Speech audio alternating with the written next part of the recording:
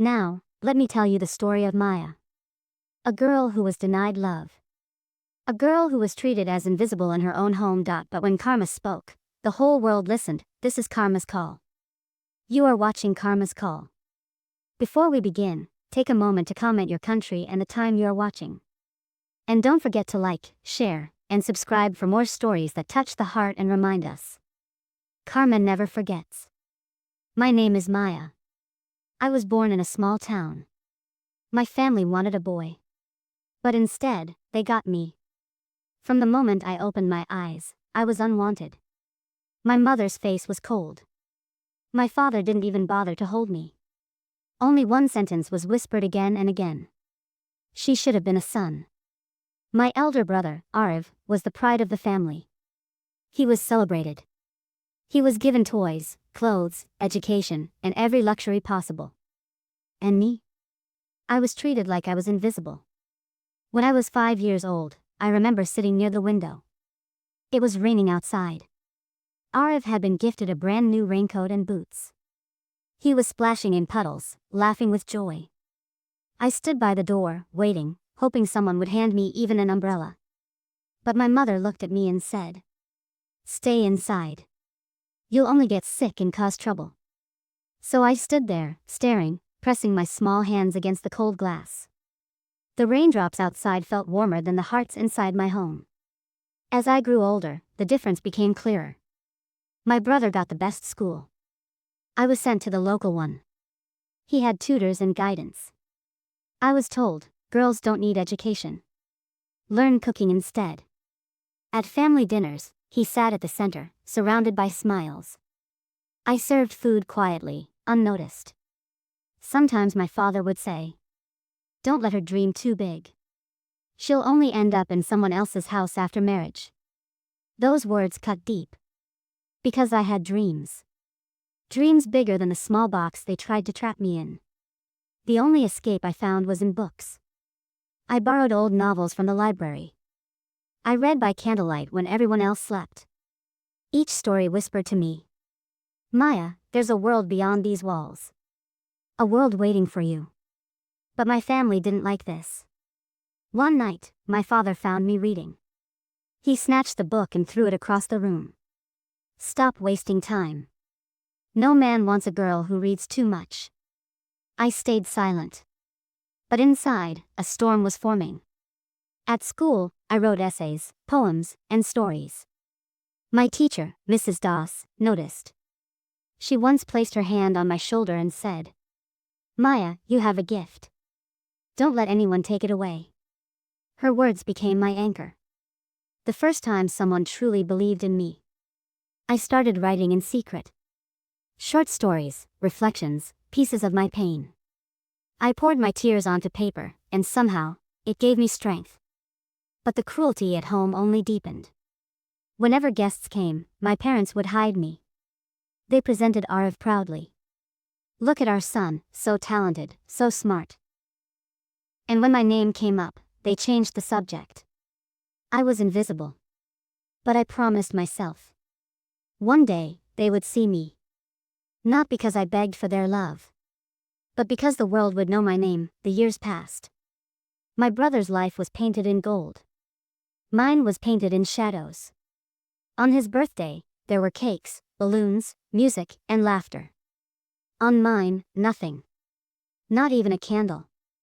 My mother once told me, "Why should we celebrate you? You were never supposed to be born."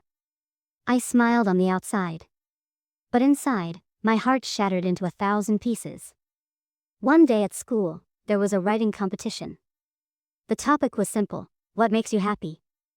I wrote about rain. About how I stood by the window, wishing to dance in it.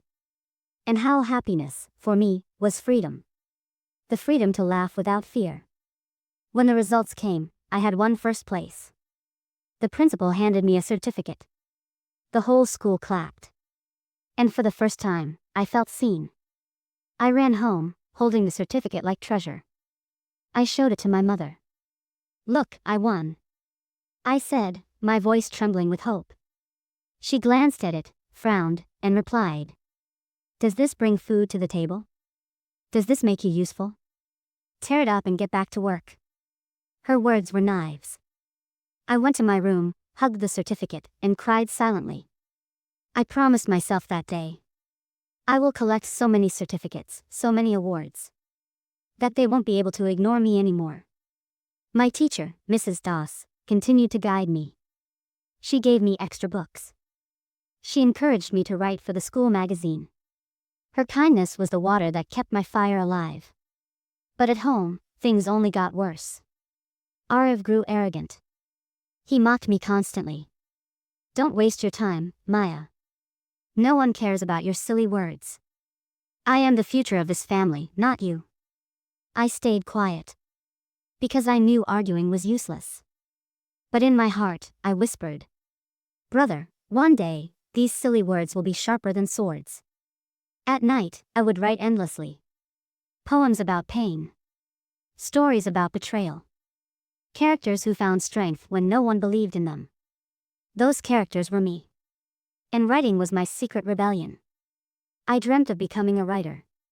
But I knew, if my parents ever discovered my notebooks, they would burn them. So I hid them under the floorboards.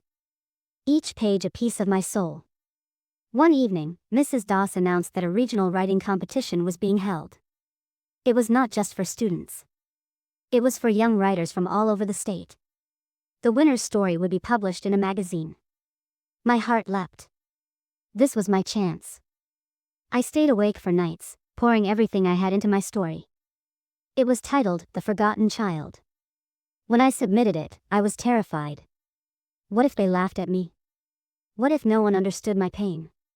But deep inside, a voice whispered. Maya, this is your path. Don't be afraid. Weeks later, the results of the regional writing competition arrived. I still remember that day clearly. I was sitting in class, my heart pounding in my chest. The principal walked in, holding a sheet of paper. He looked around, then smiled. The winner is Maya Sharma, from our school. The room erupted in applause. My classmates cheered. Mrs. Doss's eyes sparkled with pride. And me? I froze. For the first time in my life, I wasn't invisible. For the first time, I mattered. The prize was simple. A certificate, a small trophy, and the promise that my story would be printed in a magazine. But to me, it was priceless. When I held that magazine weeks later and saw my name in print, tears rolled down my cheeks. It felt like a door had opened. A door that my family could never close again.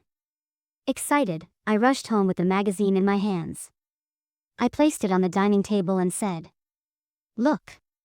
My story has been published. I'm in a magazine. My father didn't even glance up from his newspaper.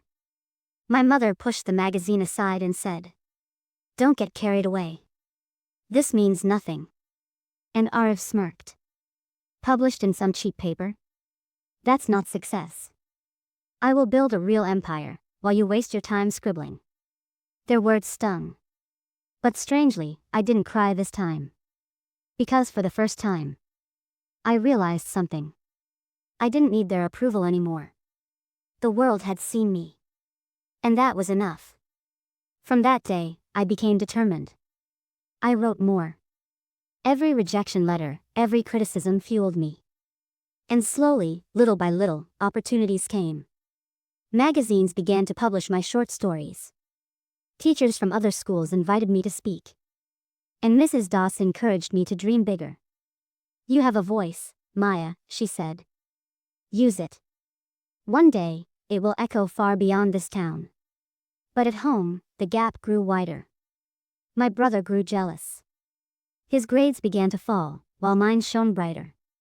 My parents scolded him, but they never admitted my worth. Instead, they began blaming me. You're distracting your brother, my mother hissed. You should stop writing and focus on helping at home. I bit my lip. I wanted to scream, why can't you love me even a little? But I stayed silent. Because I had learned one truth. Love can be denied. But success? Success cannot be ignored forever. One night, as I hid under my blanket writing, I whispered to myself. One day, they will regret every word. One day, this pen will be my revenge. And karma was listening. The years rolled forward. I finished school with top marks. And with the support of Mrs. Doss, I applied for college. When the admission letter came, I held it with trembling hands. I had been accepted into one of the best universities in the city. It felt like a dream. But at home, the reaction was ice cold. My father frowned and said, "Why waste money on a girl's education? She'll get married and leave. What use is this degree?" My mother added, "If we spend on her, what will be left for Arif?" Arif laughed cruelly. "College? Maya, you can't survive in a big city. Stay here and cook. That's all you're good for." Their words pierced me. But this time, I refused to bend. I looked at my father and said quietly, "You don't have to pay. I've won a scholarship." For the first time, he looked startled. I had done this on my own. No help from him. No help from anyone at home. And so, with a single suitcase and my notebooks, I left for the city. My heart heavy with pain, but also full of hope. College was a new world. Tall buildings. Bright lights. People who didn't know my past. For once, I wasn't just the unwanted daughter. I was simply Maya. I poured myself into my studies. But more than that, I wrote. Every night in my dorm room, I filled pages and pages. Stories about forgotten daughters, broken families, hidden strength. Stories that carry the voice of every silenced girl. My professors noticed. One of them, Professor Mera, called me after class. "Maya, your words have power. You must think about publishing a book." A book? The thought terrified me. But it also thrilled me. Could I really do it? While my world was opening up. Back home, my brother was sinking. He had failed his exams. But my parents hid his failure and kept praising him. And when neighbors asked about me, my father snapped. "She's nothing. Just wasting time in the city." But little did they know. My time was coming. College days were not easy. I worked part-time at a bookstore to cover my expenses. Days went into classes, evenings into work, and nights into writing. There were moments when exhaustion nearly broke me. But then I remembered the insults at home. The laughter of my brother. The cold voice of my father. The silence of my mother. And suddenly, I found strength to keep going. One evening at the bookstore, a customer picked up my notebook by mistake. It was filled with my drafts, poems, and stories. He returned it to me, but before leaving, he said, "Your words, they carry fire.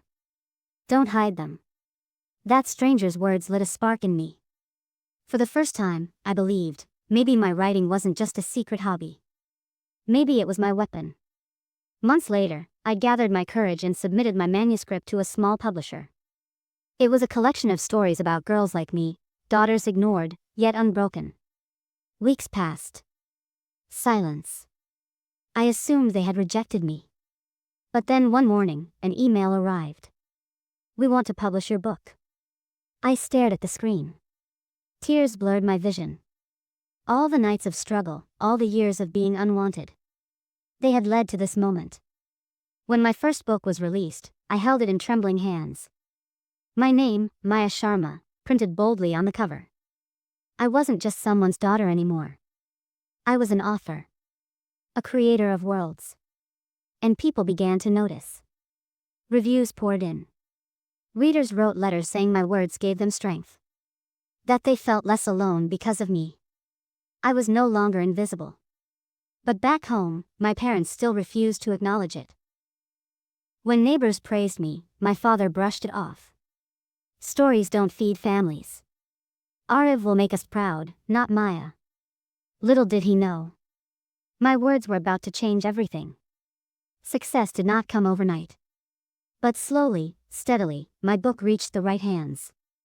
A journalist wrote about me in a newspaper. "Young author gives voice to forgotten daughters." That single article changed everything.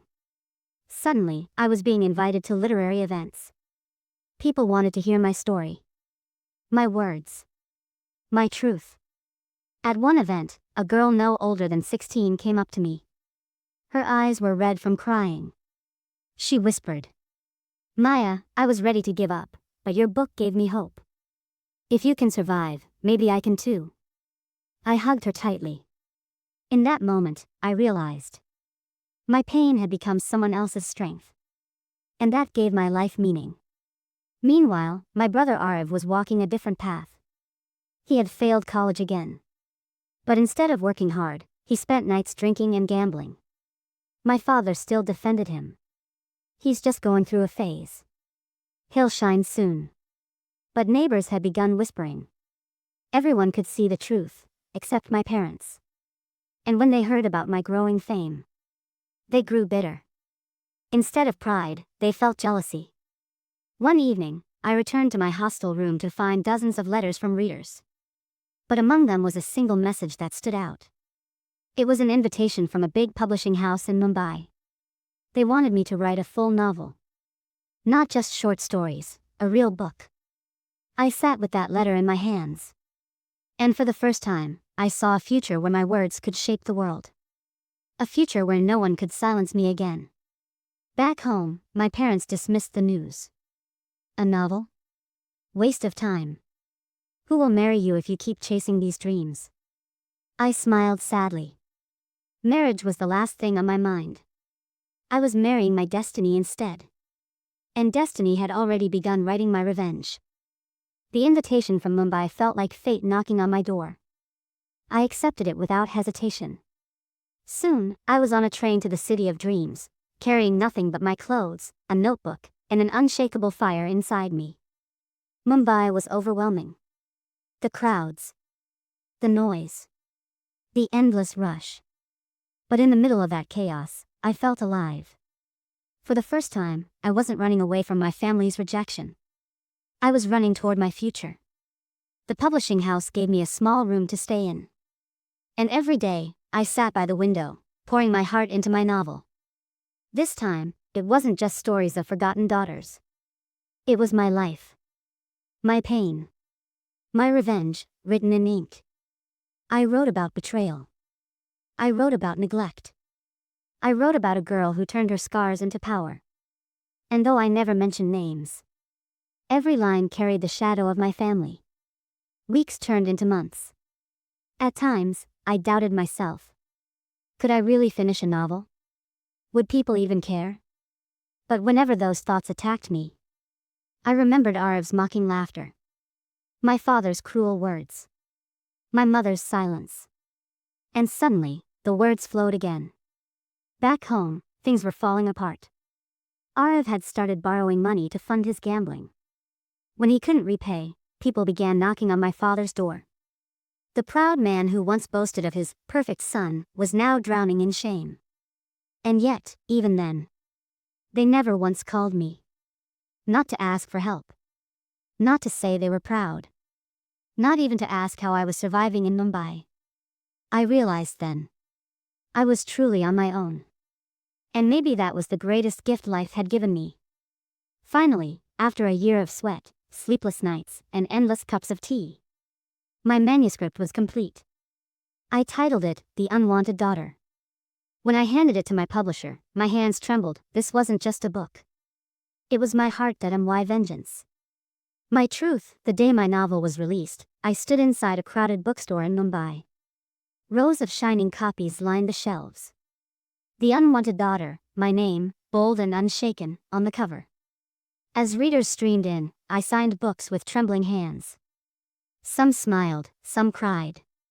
One woman whispered, "Maya, your words, they are my story too." In that moment, I understood. This book was no longer mine. It belonged to every girl who had ever felt invisible. The reviews were overwhelming. Newspapers praised it. TV channels invited me for interviews. Suddenly, people everywhere were saying my name with respect.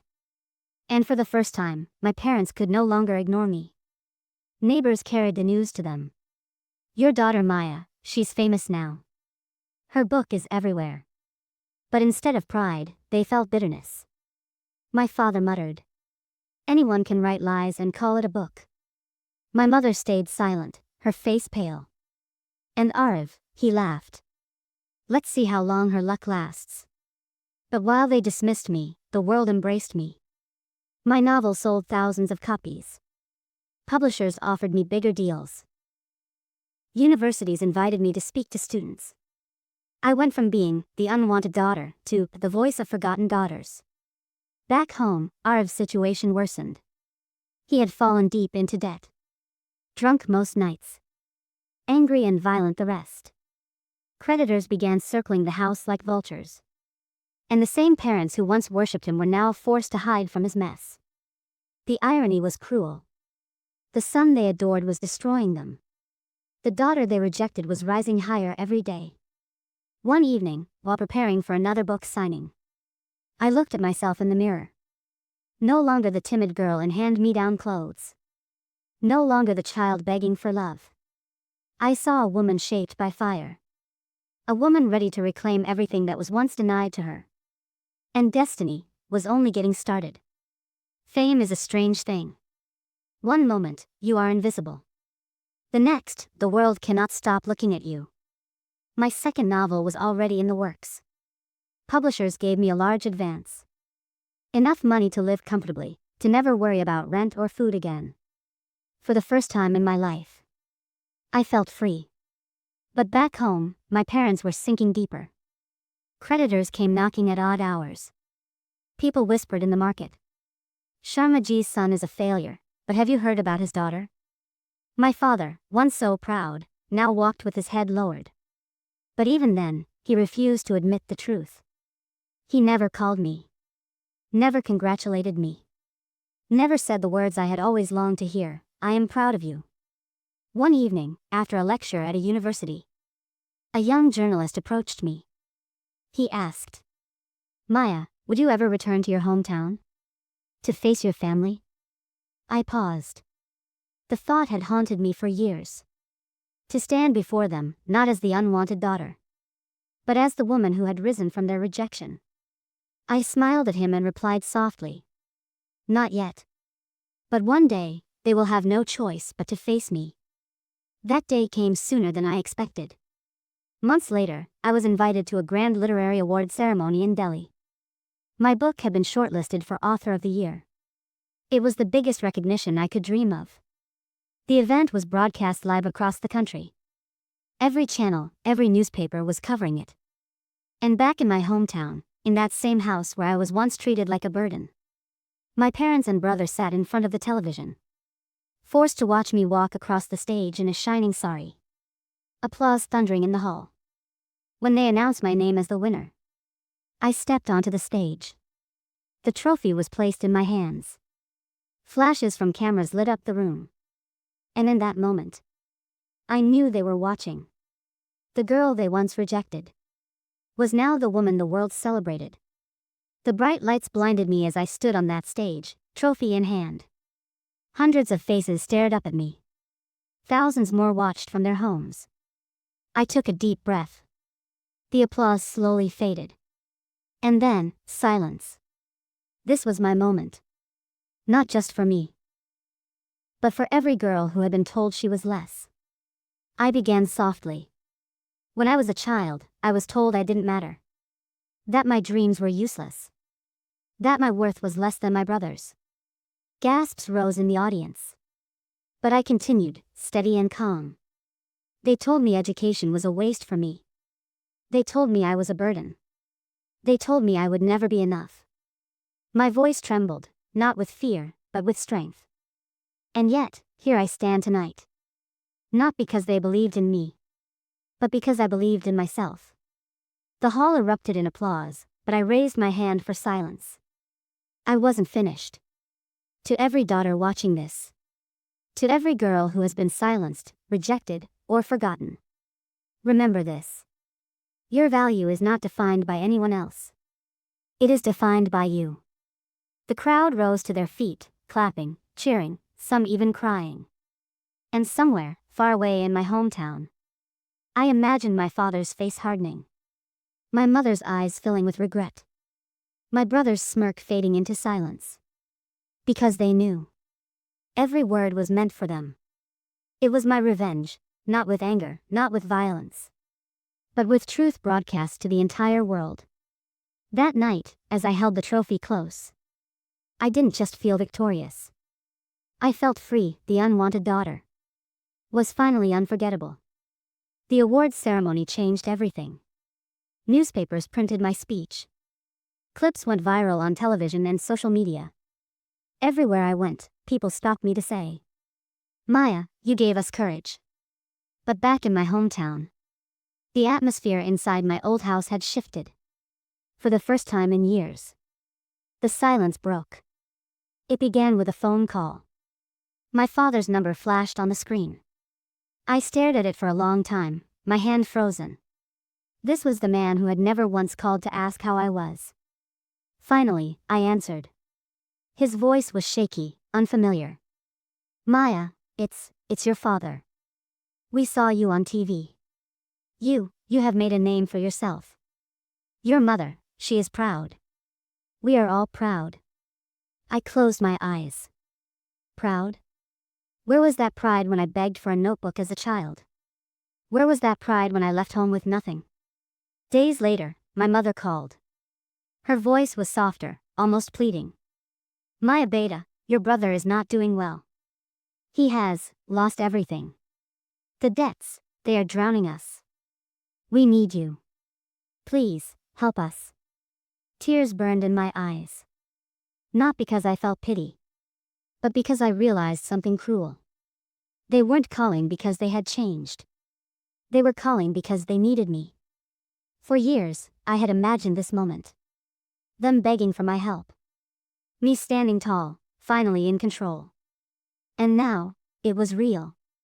But the question lingered inside me like a storm. Should I forgive them? Or should I let them taste every ounce of pain they had once poured into me? That night, I couldn't sleep. I stood by my window, trophy in hand, staring at the city lights. My heart was torn in two. One side whispered, "This is karma. Let them suffer." The other side whispered, "But they are still your family." The unwanted daughter was finally wanted. But only because destiny had turned the tables. The calls from home kept coming. At first, I ignored them. But one evening, I heard my mother's voice again, softer than ever. "Maya, we were wrong. We should have valued you. We should have seen you. Please, don't turn your back on us now." Her words struck me like lightning. For years, I had dreamed of hearing that one sentence, "We were wrong." But now that it had come, it didn't heal me. It only reminded me how late it was. I thought about the nights I cried myself to sleep. The mornings I went hungry so my brother could eat. The times I begged for love and was met with silence. Did a few words erase all of that? No. They didn't. But then, I remembered the girl who once hugged me at a book signing. The girl who said, "If you can survive, maybe I can too." I remembered all the readers who told me my strength had become their strength. And in that moment, I realized. My revenge was already complete. I didn't need to scream at my family. I didn't need to humiliate them. The truth was clear to everyone now. The world respected me. And their own lives had fallen apart under the weight of their choices. That was karma. And karma had spoken louder than I ever could. So I made my choice. I told my mother calmly, "I forgive you. But I will not forget. I will not come back to that house. I will not fix the mess that you created. My life is my own now. And I intend to live it fully." There was silence on the other end. And then, the sound of quiet sobs. That night, I felt lighter. Not because I had gone back, but because I had finally let go. I wasn't the unwanted daughter anymore. I was Maya Sharma, author, survivor, and voice of thousands. And my revenge was simply becoming everything they said I could never be. If Maya's story touched your heart, don't forget to like this video to support the channel. Share it with someone who needs hope. Comment your country and the time you're watching this story. And most importantly, subscribe to Karma's Call for more powerful stories of fate, revenge, and redemption. Because remember, karma always finds its way.